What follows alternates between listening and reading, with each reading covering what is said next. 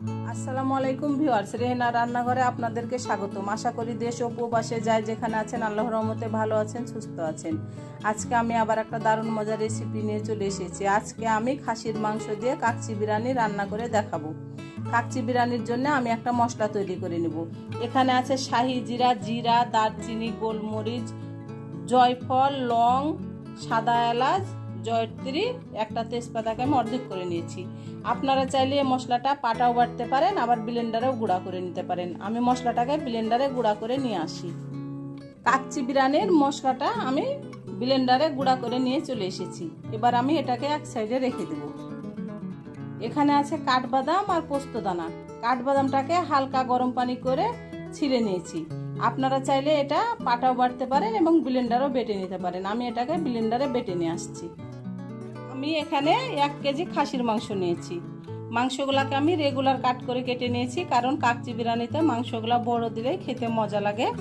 আপনারা চাইলে এর থেকে আরও বড় করতে পারেন, তবে এর থেকে ছোট করা যাবে না।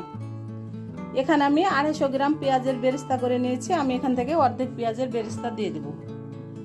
আমি এখানে দিয়ে দেব 2 চামচ রসুন বাটা, 3 চামচ আদা বাটা আমি দিয়ে দিলাম। আমার বাসায় টক দই নাই, সেজন্য আমি এখানে একটা লেবুর রস চিপে আমি টক দই বানিয়ে নিয়েছি। এখানে আপনার খাঁটি গরুর দুধ দিয়ে আমি টক দইটা বানিয়ে নিয়েছি। আমি দিয়ে দিলাম।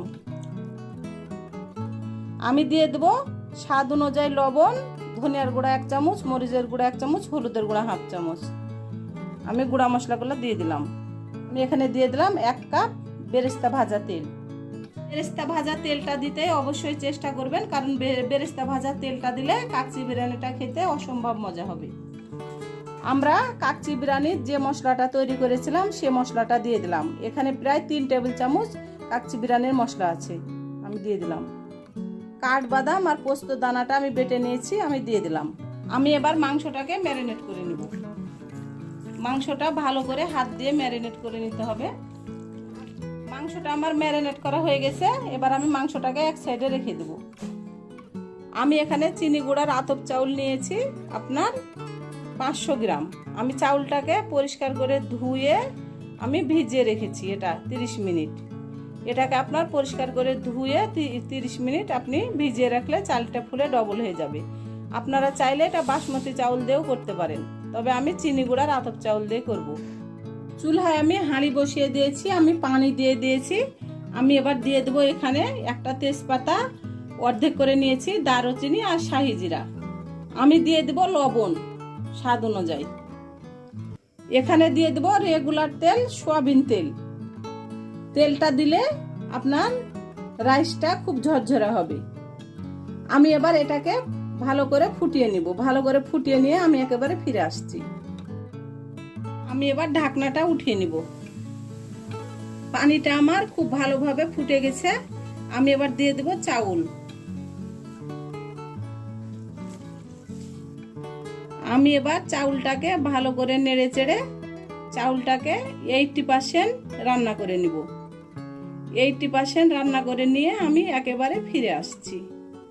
চাউলটা আমার 80% সিদ্ধ হয়ে গেছে। আমি এবার চাউলটাকে একটা ছাকনা দিয়ে ছেঁকে নেব। চাউলটাকে আমি ছেঁকে নিয়ে ফিরে আসছি। আমি এখানে 1/2 কাপ গুঁড়ো দুধ নিয়েছি। আমি এবার অল্প করে ফুড কালার দিয়ে দুধটাকে আমি গুলিয়ে নেব। এখানে অবশ্যই গুঁড়া দুধটা দেওয়ার চেষ্টা করবেন, তাহলে কাচ্চি বিরিয়ানিটা খেতে অসম্ভব মজা হবে। আমি ফুড কালারটা দিলাম, আপনাদের ইচ্ছা হলে এটা দিবেন, নইলে এটা স্কিপ করতে পারেন। আমি এবার ম্যারিনেট করা মাংসটাকে আমি বিছিয়ে দেব। আমার রেসিপিগুলো যদি ভালো লাগে তাহলে আমার ভিডিওগুলো দেখার অনুরোধ রইল। যদি ফেসবুক থেকে দেখেন তাহলে অবশ্যই একটা ফলো দিয়ে দিন। ইউটিউব থেকে দেখলে একটা সাবস্ক্রাইব করার অনুরোধ রইল। আমি এবার মাংসটাকে ভালো করে আপনার একটা একটা করে বিছিয়ে দেব। এটা আপনার একটা একটা করে বিছিয়ে দিতে হবে। আমি আলুটাকে চিনি, লবণ আর ফুড কালার দিয়ে ভেজে নিয়েছি। আমি আলুগুলা দিয়ে দেব। আমি এখানে চিনি ব্যবহার করেছি, আপনারা ইচ্ছা হলে চিনিটা দিবেন, নইলে স্কিপ করতে পারেন। এবার আমি রাইসটা বিছিয়ে দেব। আমি এখান থেকে অর্ধেক বেরেস্তা আমি দিয়ে দেব। এখান থেকে অর্ধেক কিশমিশ আমি দিয়ে দেব। আমি এখানে 10-15টা কাঁচামরিচ দিয়ে দেব। আমি এখানে আলু বোখরা দিয়ে দেব। যে গুঁড়ো দুধটা ফুড কালার দিয়ে ভিজে রেখেছিলাম সেটা আমি অল্প করে দিয়ে দেব। এটা দিলে আপনার দেখতে খুব সুন্দর লাগে, তাছাড়া আর কিছুই না। আমি এবার বাকি রাইসটা দিয়ে দেব। আপনারা চাইলে এটা 1 লেয়ারও করতে পারেন, আমি 2 লেয়ার করলাম। বাকি রাইসটা আমি দিয়ে দিয়েছি। বাকি যে বেরেস্তা ছিল সেই বেরেস্তাগুলো আমি দিয়ে দিলাম। আমি দিয়ে দেব কিশমিশ।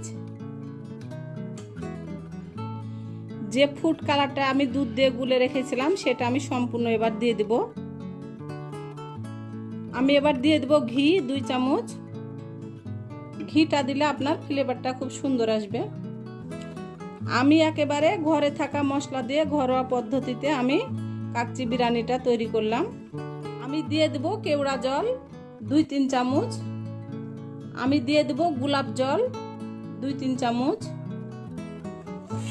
আমরা যেহেতু কাচ্চি বিরিয়ানি রান্না করছি, আমাদেরকে অবশ্যই মুখটা সিল করে দিতে হবে। এটা আপনারা চাইলে ফয়েল পেপার দিয়েও করতে পারেন, আমি ময়দা দিয়ে করলাম। এবার আমি ঢাকনাটা দিয়ে দিলাম। ঢাকনার যে ছিদ্র আছে সেটা আমি বন্ধ করে দেব। এবার আমি ভালো করে সিল করে দেব। মুখটা আমি ভালো করে সিল করে নিয়েছি, দেখুন একবারে খুব সুন্দর করে এটা সিল করা হয়ে গেছে। এবার আমি কিচেনে চলে যাব। চুলায় আমি একটা তাওয়া বসিয়ে দিয়েছি, এবার আমি হাঁড়িটা দিয়ে দেব। এবার আমি গ্যাসটা জ্বালিয়ে দেব। আমি হাই হিটে 10 মিনিট আমি রান্না করে নেব। 10 মিনিট পরে আমি ফিরে আসছি। 10 মিনিট আমি হাই হিটে রান্না করে নিয়েছি। এবার আমি মিডিয়াম টু লো হিটে 50 মিনিট রান্না করব। 50 মিনিট পরে আমি একেবারে রান্না করে ফিরে আসছি। 50 মিনিট পরে আমি ফিরে আসলাম। আমি এবার গ্যাসটা অফ করে দিয়ে এটা আপনার এভাবে কেটে নিতে হবে। আমি এভাবে এটাকে কেটে নিয়ে আমি একেবারে ফিরে আসছি। আমি 4-5টা কেটে নিয়েছি। এবার আমি ঢাকনাটা উঠিয়ে নিব। এবার এই সাইডের যে আটাগুলো আছে এগুলো আমি উঠিয়ে নিব। এবার আমি এক সাইড থেকে আমি উঠিয়ে নিব।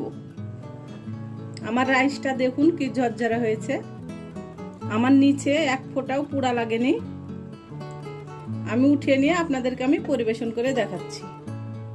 হয়ে গেছে আমার পরিবেশন করা। আশা করি আমার রেসিপিটা অবশ্যই ভালো লাগবে। যদি ভালো লাগে তাহলে আমার চ্যানেলটিতে লাইক কমেন্ট শেয়ার করতে ভুলবেন না। বেশি বেশি করে সাবস্ক্রাইব করার অনুরোধ রইল। তাহলে আজকের মতো এখানে বিদায়। আবার অন্য কোনো রেসিপি নিয়ে আসবো। সবাই ভালো থাকবেন। আল্লাহ হাফেজ।